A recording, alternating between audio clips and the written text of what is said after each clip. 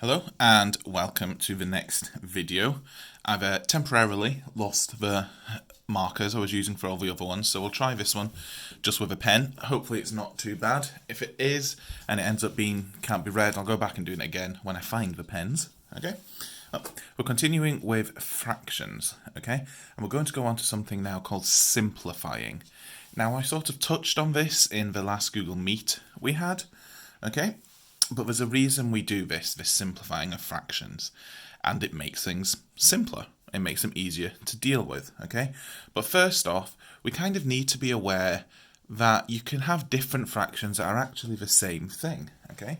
So what I'm going to draw here is, I'm just going to draw a little block, and it'll be familiar to those of you who are in the meet. Okay, and then I'm going to split it up into strips. Okay, now each of those strips is the same size. Okay, and then I'm going to use fractions to split each of these strips up. Okay, so this first one, I'm going to split that into halves. Okay, so that means I split it into two pieces. Okay, two equal pieces. There we go. Okay, so each of these is a half of that strip.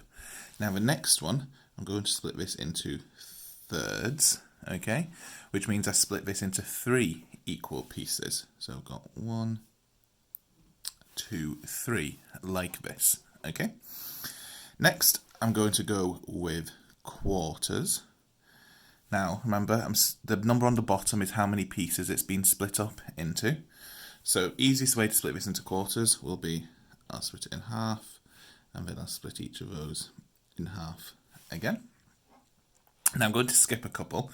Next one, I'm going to split into sixths, which means I'm splitting it into 6 different pieces. Okay, so let's split this into 6 different pieces. Okay, and then finally, the last one, I'm going to split it into eighths, which means into 8 different pieces. Okay, so let's split it into half, and half again, and then each of those into half. Okay, now, if I was to colour in one of these and ask how many I had, we'd know now that I had 1 quarter, because I had one of these quarters coloured in. If I was to colour in 3 of these that had been split into 6 and ask how many I had, we know I'd have 3 sixths, okay? But 3 sixths is a little bit annoying to deal with, or 5 eighths or something, okay? Because it's difficult to divide things by 8 and then times it by 5, okay? So we want to see if we can make the fractions any simpler, okay? And that's where the idea of something called equivalent fractions comes in, okay? So equivalent fractions are fractions that are the same as each other, okay? They might have different numbers in, but they actually represent the same amount of something, okay? And we're going to look at this by colouring in some of these. So first off, I'm going to colour in my half up here. Just do a quick shading of this. So that is that 1/2 is coloured in, okay? But does this match up with any of the other fractions? Well, if we come down and follow that line of a half down, well, that matches up here. Look, and we can say then that this here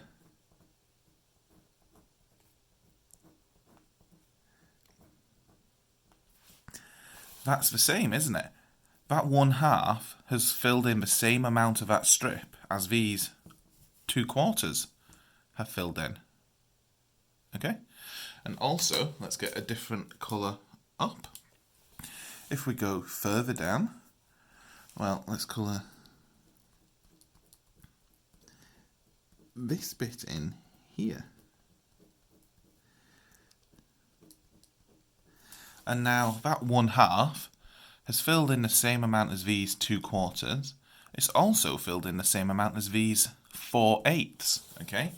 So that's what we mean by equivalent fractions then. We can say that 1/2 equals 2/4, but it also equals 4/8. They all mean the same thing, okay? And we could do a little calculation to work this out, okay? So let's think of a number. Let's go with 16, okay? So we're going to work out 1/2 of 16. We're going to work out 2/4 of 16, and we're going to work out 4/8 of 16. And hopefully we should get the same number each time, okay? Oh, sorry. Let's make that so it's level.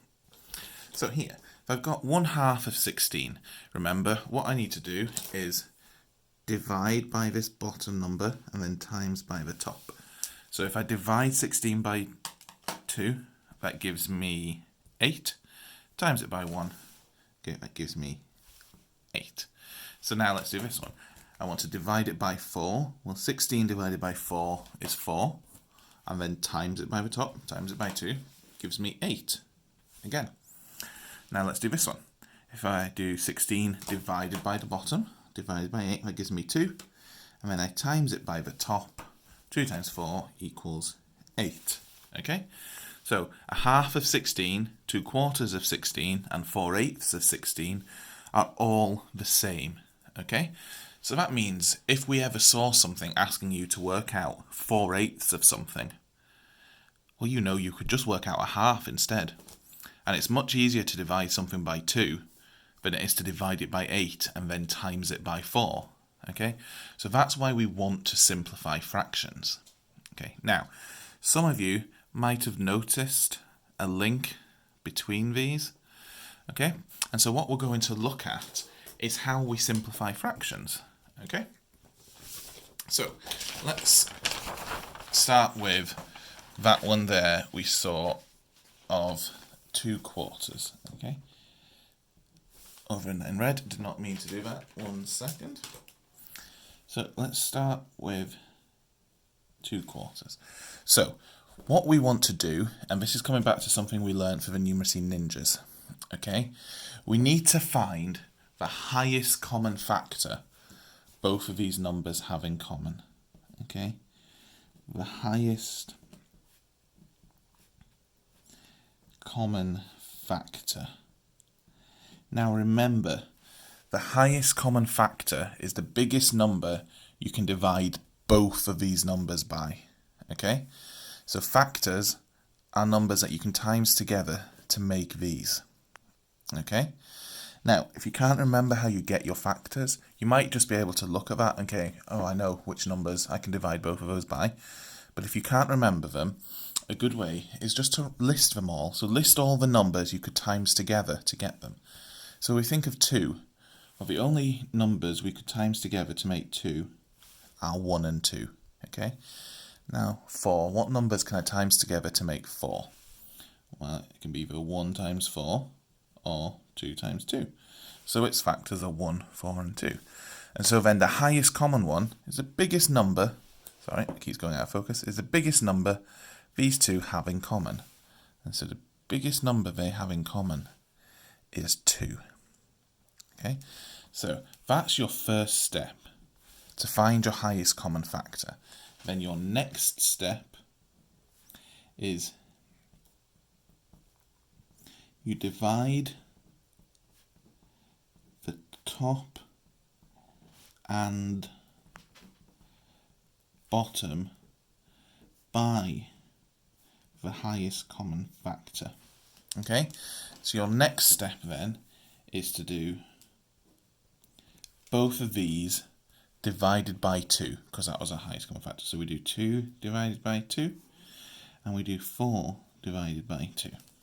Okay, so 2 divided by 2 is 1, 4 divided by 2 is 2. Okay, and there we've got 2/4 is the same as 1/2, which we knew. Okay, and so this is the way it works for any fraction. Now, not all fractions can be simplified, okay? Sometimes the numbers on the top and the bottom won't have a factor in common. And if they don't have a factor in common, then it can't be simplified, okay? You can't make it any easier to deal with, okay? But for the time being, we're going to focus on ones that can be simplified, okay? So I'm just going to pause the video for a second, and I'm going to write down some questions and we'll have a look at those. Okay, so the first one we're going to look at is simplifying 6 over 8, or 6/8, okay? So our first step is to find the highest common factor, okay? That's what we do first. So, again, if you can see it straight away, that's very good. If not, just list the factors next to each number and then pick them. So, what numbers can I times together to make 6? Well, I can do 1 and 6, or 2 times 3. And what numbers can I times together to make 8? Well, I can do 1 times 8, or 2 times 4. Okay, now, which number is the biggest that both these lists share? Well, it's 2. Okay, so the highest common factor equals 2.